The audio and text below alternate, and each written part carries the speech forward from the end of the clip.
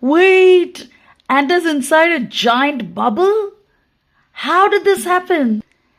Anta sat outside her tiny home. I'm so bored today. What should I do? Wait, I know. I'll go on a picnic. So she packed crumbs, juicy fruits, and a sweet drop of honey. Yum, yum. Off she went through tall grass and bright flowers. Suddenly, Anta stopped. Wow! What are these? Oh, they look so pretty. It was Bella the butterfly blowing shiny bubbles. I want to try too. Can I catch one? Pop!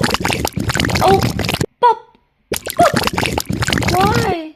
Why can't I hold them? Oh dear.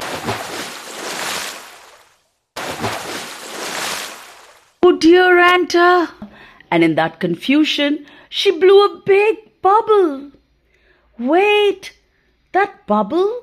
It was getting bigger. Help! I'm inside this bubble. Someone help! Yelled a frightened Anta. Up, up she went. This is amazing. Anta looked out and she could see the garden, the picnic spot. Boing, boing. Oh, my tummy is going topsy-turvy, shouted out Anta. Stop, stop, it's too fast. Pop! Oof! She landed right on top of the wise beetle. Hey, you're sitting on me. Oops, that was a squish, squealed the wise beetle. The wise beetle continued. Oh, you were in the bubble? Awesome! Bubbles are actually air trapped inside soapy water. Anta replied, oh, they were like tiny floating balloons and I was inside that. It was scary but fun as well.